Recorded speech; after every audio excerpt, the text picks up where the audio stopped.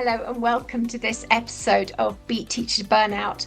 Today we're going to be going into some really practical tips about how to manage stress, how to be the best team, whether the emphasis really is on leaders to look after everybody on their team or perhaps not. And we're going to look at all sorts of other areas, but very practically based, because I've got Angelica with me, who is founder of the Voice of Early Childhood and also BookedIn, which is coming out very soon, which is exciting. And she has years of experience in early years. And I guess I would love to know, Angelica, because you've been on the podcast before, so people can hear your background a little bit on the previous episode. But today, do you want to share a little bit about your experience of leadership and teams and what helps them to thrive rather than burn out? Yeah, definitely. And I think I'll start off with a story about my own experience. So this would be when I was out of settings, but still in a working environment, working with my co-founder, Claudio. And I feel like this scenario needs to happen more in settings, in early year settings, in schools, etc. So it was coming up to my conference at the Voice of Early Childhood conference, which was, I think, the third one I had or the fourth one. And so I had some experience of it already, and I knew that I feel quite burnt out afterwards and deflated because of all the excitement the day before and all the planning that comes like months before. And then suddenly the next day you're just on your own and you've got all these thoughts buzzing through your head. Did that go right? Did this go right? All the conversations. So I knew that something was going to I'd feel something the next day that wasn't very pleasant from my previous experience. So this is kind of about leading yourself, I guess, and then also allowing other people to step in and support you as well. So both things. So what I did was I realized that I was going to feel this way. So I declined an invitation the next day after the conference from a family member to come to their birthday party, which was quite difficult because it's a family member. But I knew that I just wouldn't be able to be my cheerful self for the birthday, and also that I needed that rest the day after the conference. So I was kind of leading myself there and being able to say no. And speaking of the Let Them Theory book as well by Mel Robbins, just thinking, how are they going to react? Are they going to be really upset? But just thinking, let them be, let them react how they're going to react. And I just need to be honest. So that was the first step, saying no, to make sure that I'll be okay the day after. And then the second thing was letting people in. So my co-founder of BookedIn currently, Claudio, we weren't working together as closely back then, but I did mention this to him before, that I would, after a conference, I usually feel quite low. So he suggested that we go for a long walk the day after and potentially not even necessarily talk about the conference, but just let ourselves be present in the moment, in nature, and just see how the day goes and see what we want to talk about. And I said yes to that, although I thought maybe it's best to be on my own that day, but I wasn't sure. So I tried something different and I let someone in to support me. And that went really well, because instead of being by myself and ruminating all these thoughts going through my head and being almost a bit of a buzz, but also feeling quite low at the same time and not really knowing what to do with myself. So I think it's really important to set those boundaries and say no when you're going to be feeling a certain way. So for example, if there's a big event coming up, perhaps you've got parents' evenings and you know that you're going to be quite tired that evening or the weekend, you need the weekend before or the weekend after to kind of prep yourself or relax a little bit. So saying no to people and to things that are not going to, I guess, fill your cup in that moment. And then also letting people in. But that does require you talking to them first initially and saying, during this period of time, I do tend to feel quite low because my energy is drained because of these circumstances or this happening at work. So that communication is first. And then when they offer some support, then thinking, okay, I'll take this on and I'll say yes to this. So that's kind of like my little story about recognizing and being able to say no and letting people in as well and communicating. I love that. And there are so many things about what you said that sort of strike me as so important, because you've talked about having a good level of self-awareness. Yeah, You've talked basically about that. the yeah, being able to be brave to set boundaries and say no. You've talked about being self-aware enough to notice your thought life, because Mm. research says that we have anything between 12,000 and 60,000 thoughts a day, I think. And Wow. actually, if we start to notice the direction that our thoughts are going, but Hmm. it's not just noticing, it's then saying, right, what do I need to capture these thoughts and change them from overwhelm? And, let's say you've had parents' evening, or you've had a meeting with any parent really. And Mm. at the end of it, or the next day, or through the night, you're going, oh, I should have said this. And oh, why didn't I say that? Yeah. But actually, if we start to notice our thinking and our thought patterns, and 95% of our thoughts are the same as the day before, by the way, then Mm. we can start to change them. And actually, that's one Mhm. of the reasons I have my journal, my 40-day journal, Mm. because we need to start taking action against our thoughts to Yes. change them. And if we change Mhm. them regularly, our brain starts to then work to look for new thought patterns. And it's incredibly Mm. powerful, our brain. So I love what you said, because it had so many different aspects to it around beating burnout, about managing our Mhm. stress. And of course, being there for those around us who are at home, who then have Mhm. to manage the version of us that we bring Yeah. home after a conference, after a parents' evening, after a stressful day at work, whatever it is, because there's the knock on for them, isn't there?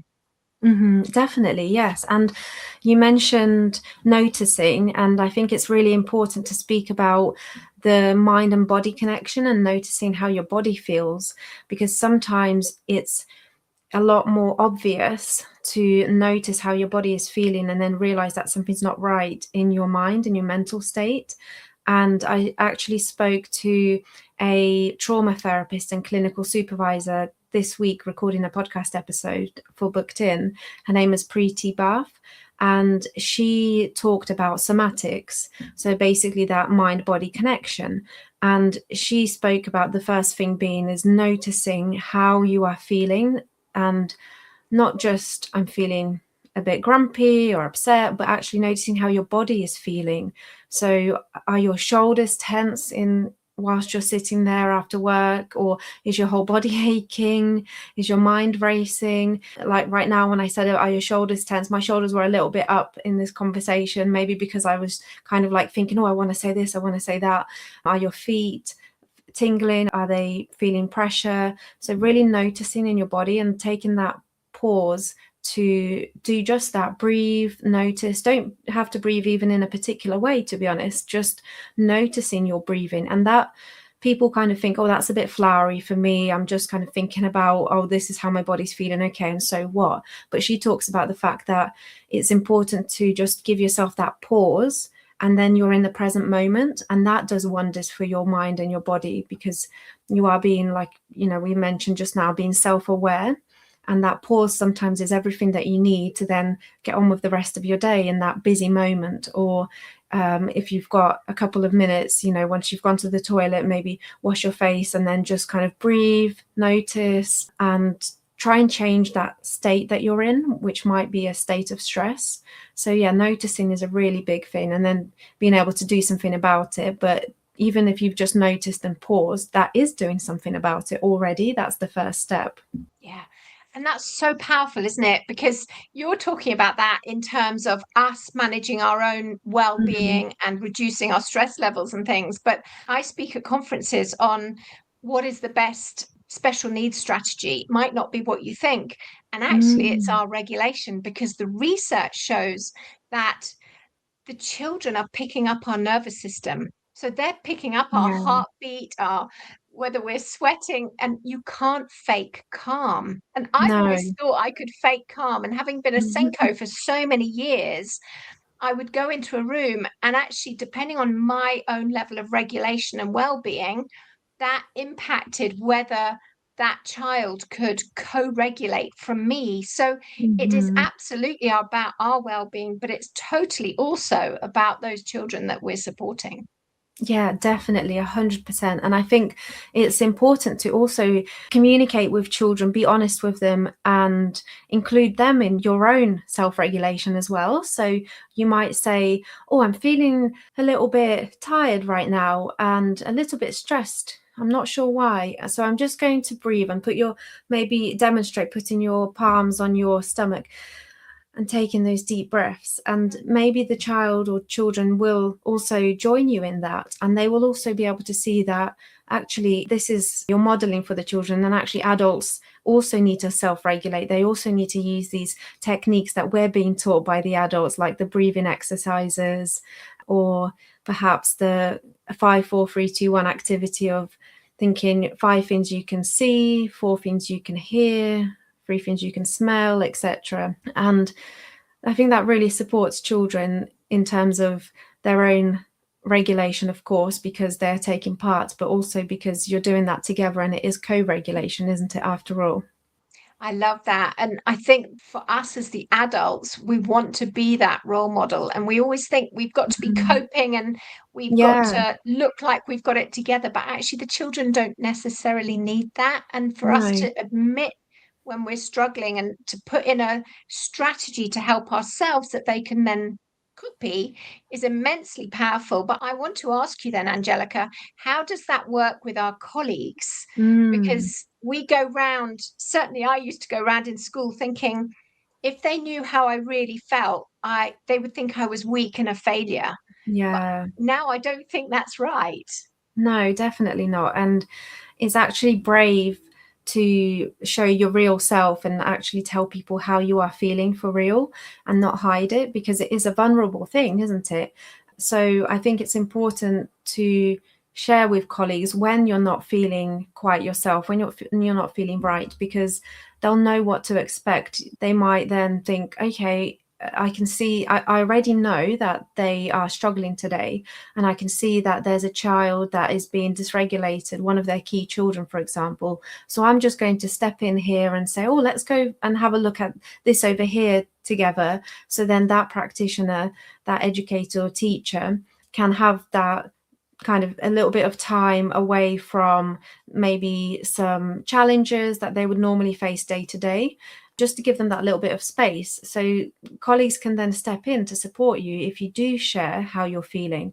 And also, it's not all then on management and leadership to support every staff member, because they may not know, they may be busy, you may have not had a chance to speak to them. You may just walk into the room, for example, as a teacher, and the first person you've spoken to is your teaching assistant, and you may share with them something that happened at home and how you might be feeling. So they may take a little bit of the load off you. They may know that if you are quiet or maybe not snappy, but potentially just a bit short, they may understand why and not necessarily get upset with you or start questioning you, which could make it worse because you might feel that pressure.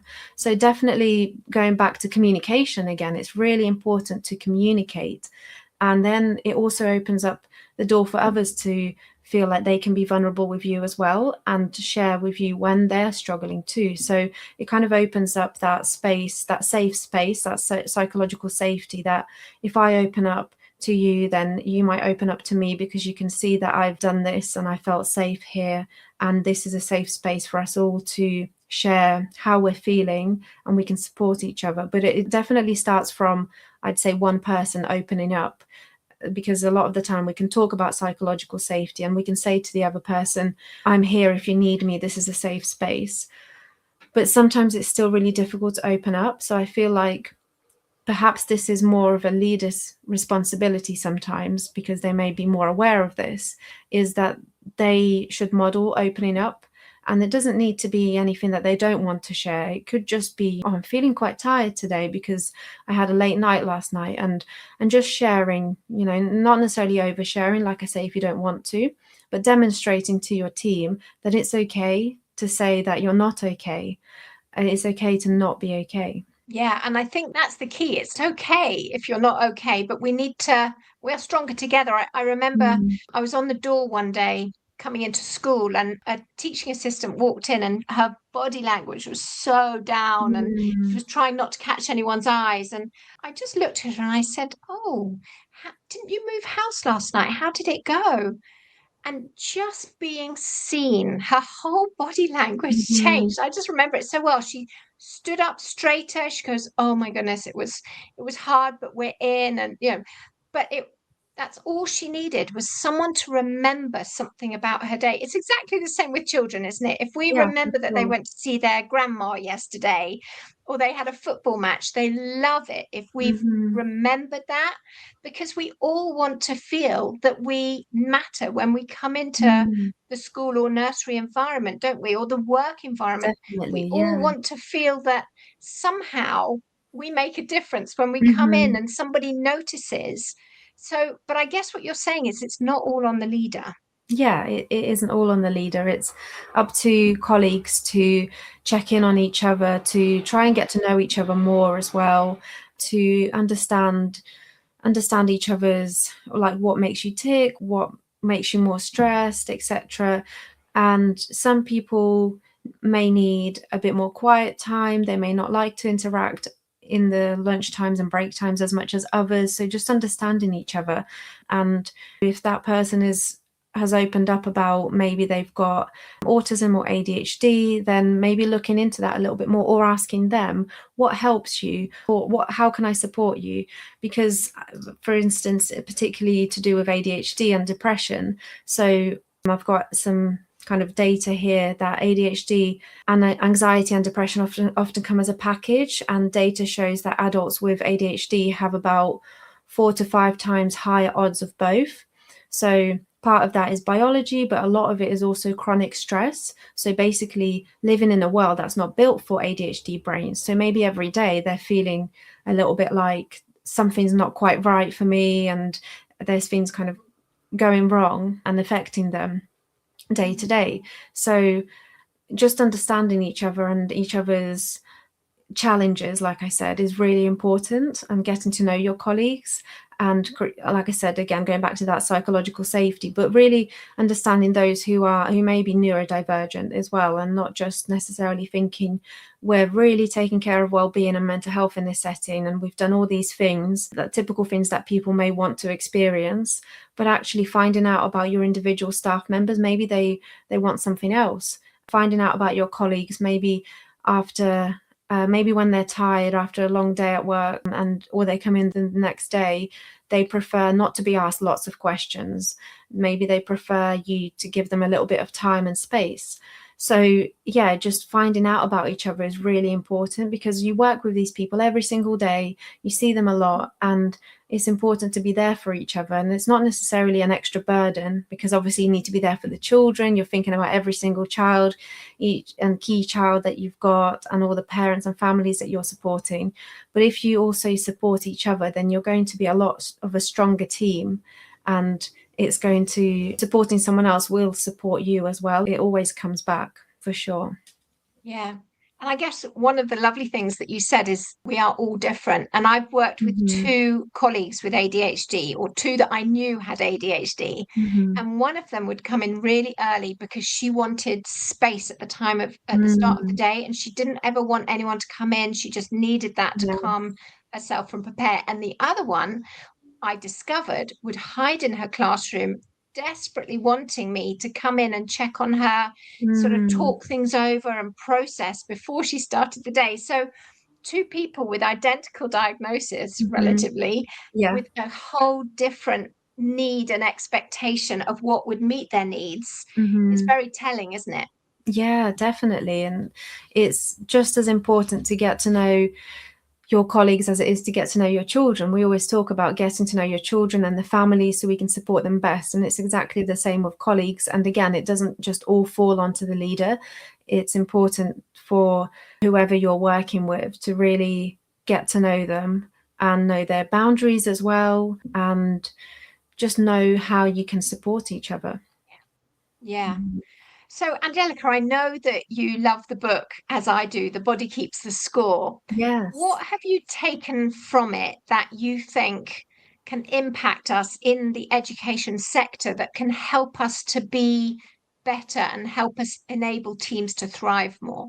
That's a big question. I guess, let me have a think. So the book is quite in depth and it was a hard read, to be honest. But I think probably understanding that trauma can exist within individuals, even if they may not be showing it. So they might be a really bubbly, positive person, but actually there might be something underneath that's kind of like hiding and brewing, perhaps. That might be a trauma from the past, from a childhood, and everybody needs support and everybody needs someone to talk to.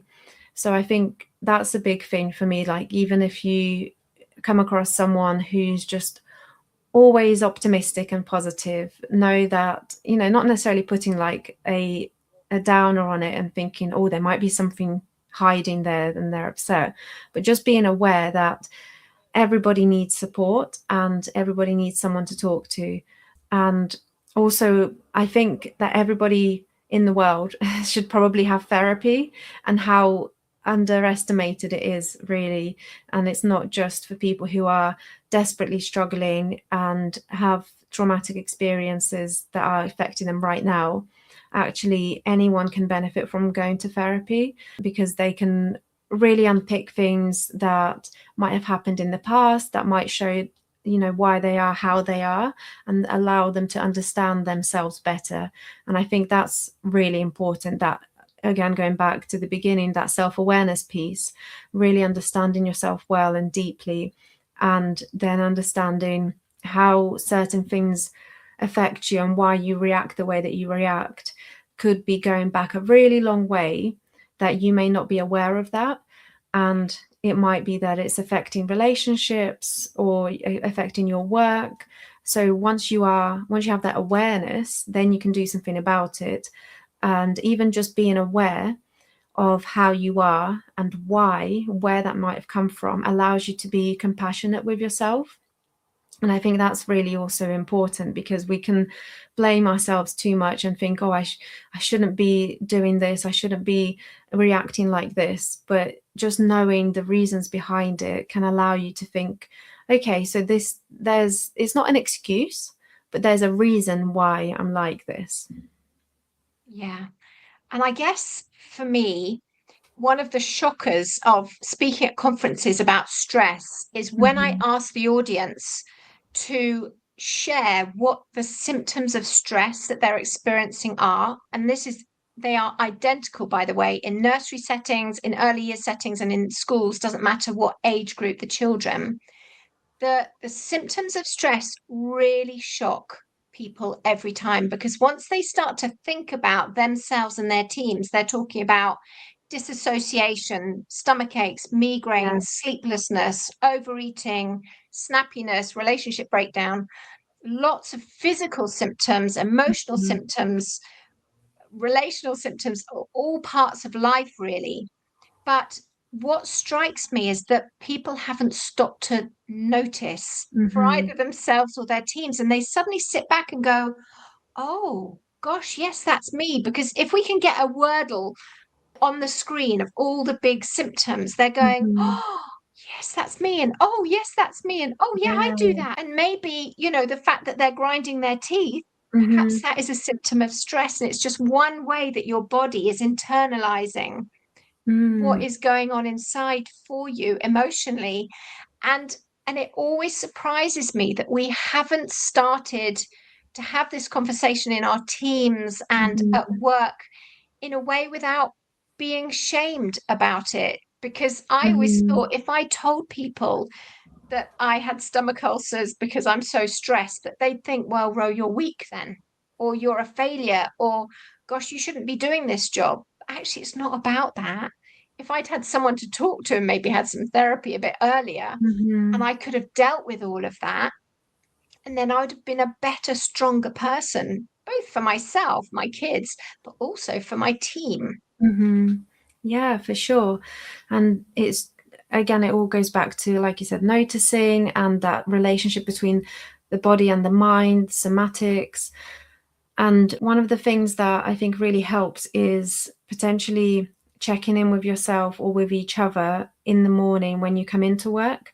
So that first thing you do is, how am I feeling right now? Because you perhaps might have rushed out the door, getting ready, and then had a stressful commute to work or a walk to work, and again rushing around, and you just don't have time and space to think, and then you get to work and you're straight onto the next thing. So just that transition of getting from one place to another, and also recognizing that you're in a different space now. So maybe your morning was quite stressful with the morning rush, but now you're in the school setting or the nursery where you work, and that's a different space, and it is a safe space.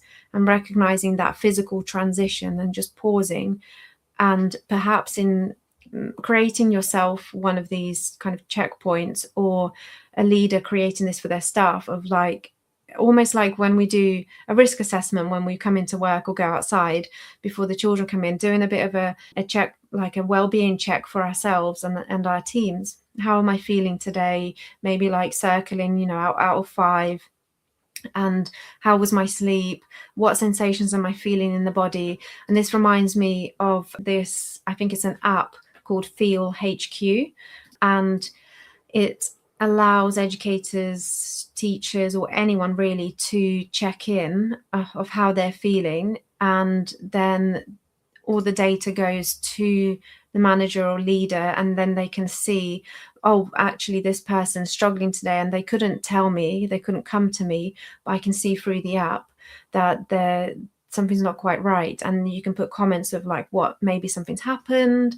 So that's another way of communicating, but not necessarily that direct face-to-face coming and telling someone, because you might not want to share. You might feel like you might break down if you start sharing something difficult that's happened, and you don't actually want people to question you, or you just in a rush or they're busy and you just haven't had the chance to go and speak to your manager today about what might support you. So putting systems in place, I think, is important for well-being and mental health. So it's not just you're relying on people to come and speak to you, or like the leaders are relying for people to come and speak to them or speak to each other. It's important to bring in that psychological safety with systems. And I know that sounds quite rigid and quite direct in terms of we have to sit down and write how we're feeling, but sometimes it's important to get into the flow of things like that. If every day you get used to doing a little checklist of how you're feeling, then that opens up conversations, that gets people used to noticing their body sensations, and then therefore how they're feeling mentally. So I think systems and processes are actually really important here, although it doesn't seem like it's well-being is a topic for systems and processes. Yeah, I love that, because I've been in schools where the children go in, either manually put it on a board, how am I today, 1 to 5, Yeah. whatever, or they do it electronically with an iPad, and it's very Mm-hmm. effective. But the idea of doing it for a staff team is Mm. genius, actually. And I guess I'd love to finish just by saying to everybody, just pause right now and ask yourself, how are you today? Really thinking, listen to your body, listen to your jaw, your shoulders, your stomach, your head. Just take a moment before you go on and ask yourself, how am I today? Because actually we don't stop and pause to reflect and notice. But perhaps we could do that with our teams just so simply. So, Angelica, thank you. I've learned a lot today. You've mentioned BookedIn. Mm-hmm. Do you want to tell people very briefly, a summary, just in 30 seconds, what it is and how they can find it? Yeah, so BookedIn is the new CPD booking platform designed to make booking training, speakers, consultants, mentors in a really streamlined, easy way. So all you need to do is Google bookedin.online, and you'll find our website, and you can sign up either as a speaker to present and to train people, or an organization if you'd like to book speakers, trainers, consultants, mentors, etc., or sign up as both if you're potentially, you can play both roles. And we're launching in November this year, but you can sign up already. Amazing. So we'll put the link in the show notes for that Yes, so that's people can great. find you. So thank you, Angelica, so much. And thank you, everyone, for listening. We'll see you on the next one. Thank you for having me. Thanks for listening. I hope you took something of value from today. If you want to connect, I'm at rowenahicks.com, or I have a Facebook group, which is Preventing Teacher Burnout. So I look forward to connecting to you at one of those.